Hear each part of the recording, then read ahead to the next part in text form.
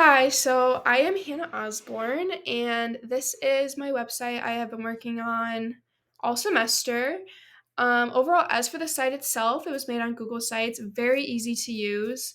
I just kind of followed all the different guidelines it gives you, makes it very easy. I used algorithms in there a little bit that we also learned in coding that we learned in class.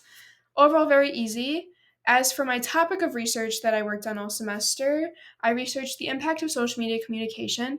In other words, how social media being used to communicate with people has in fact impacted society both positively and negatively. So to start off, this is my homepage. I added lots of pictures, a little Pixar thing. Here I have the definition of what social media is. Webster Dictionary defines it as a form of electronic communication through which users create online communities to share information, ideas, personal messages, and other content. Um, in later pages, I talk about the both benefits and harmful effects it's had on society.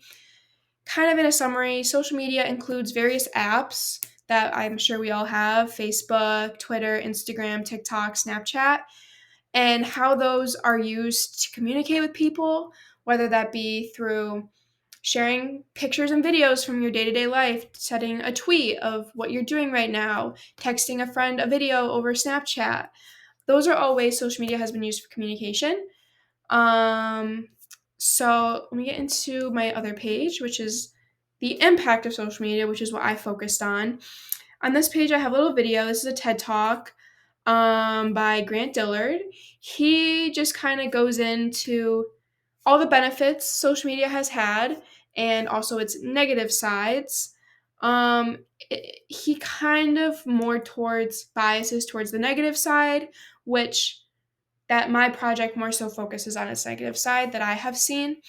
So, explain a benefit and or harmful effect. A benefit is it has helped so many people all around the world be able to connect with each other. If you have family that lives on the other side of the world, you can keep in touch with them without having to fly across the world by texting them, emailing them, calling them, but also through social media like sending them a picture or a video of what you're doing right now, and they can look at you can see what they're doing and they can see what you're doing. It's great for that. But I think on everyday society, it has had a very harmful effect. Um, I feel, in which I looked into my project, social media people are too dependent on social media for communicating. There is a lot less in-person interactions in communicating because everyone just turns to social media and prefers communicating through a text, through sending a picture. One example I gave was you could look in a room and see two best friends hanging out, and there's a good chance they're both sitting on their phones, texting other people, texting each other, sending each other funny videos, rather than having real in-person conversations and connections. I go into that more in my impact. Um, I found I did some surveys in my research and interviews. When I interviewed my friends, they said the same thing. They feel that in person communication has gone down a lot, and everyone says they spend too much time on their phone and they try not to, but everyone does. Everyone does. And my survey showed that too, which I'll get into later. Overall, the impact on society is we are too dependent on texting and scrolling through media rather than talking to people face to face. So here I have some images. This is a survey with US teens asking them if the effect of social media has been negative or positive on them. It's kind of 50-50 split, like don't have an opinion or feel negative or positive, and they go into the negative reasons, which include bullying and rumor spreading, which that happens on social media all the time. Unrealistic views of other lives. That's also a thing one of my friends talked to me about when I asked her about this. Like, you see all these other people that you may not know, and that can affect your life, seeing their perfect life through social media. Peer pressure causes drama. It's a lot easier to say something mean through communicating over social media rather than saying something mean to someone's face. And this chart shows how different age groups have been affected by social media, and 18 to 29 has been the most affected by it, and that is also proven in my survey.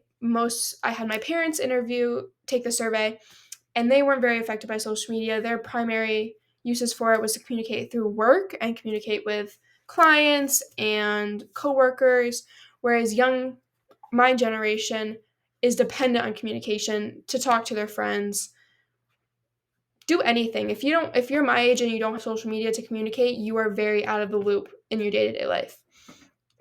So this is my survey I sent out to people, asked their age, gender, how much they've been impacted by social media, how much they think society has been impacted by social media, negative, positive.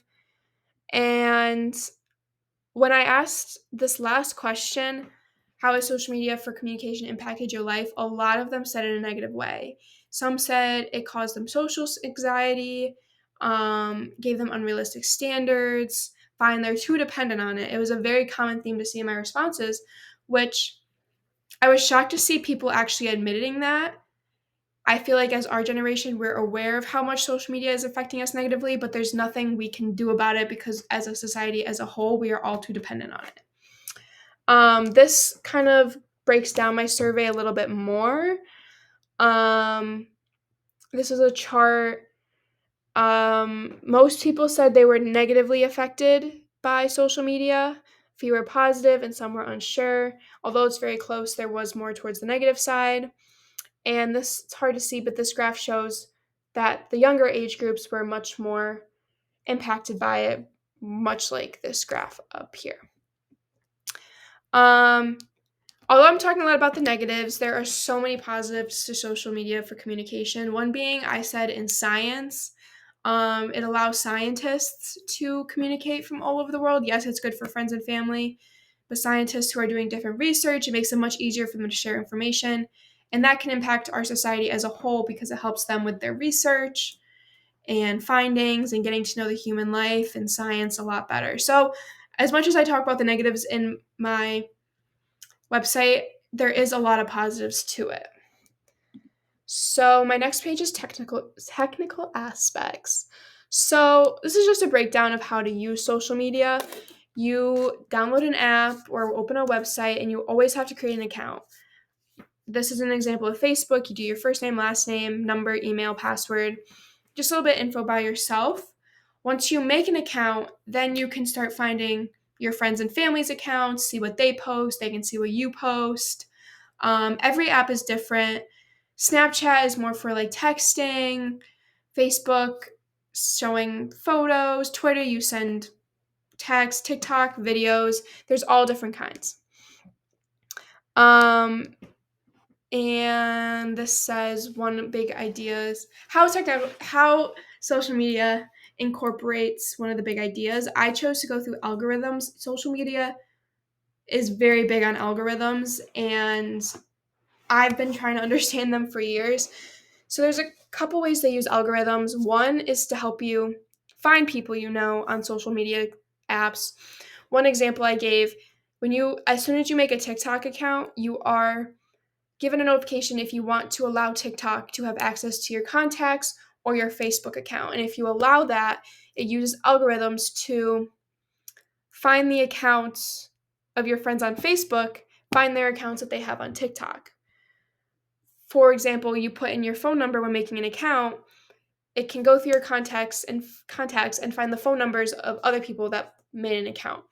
They also use algorithms to make the app more towards your preferences. So based on what it will keep track of what you like, what you view the most, what you like to see, and personalize the app for you, the user, to only show you things you're interested in. And this helps you keep you on the app and communicate more with what you're interested in.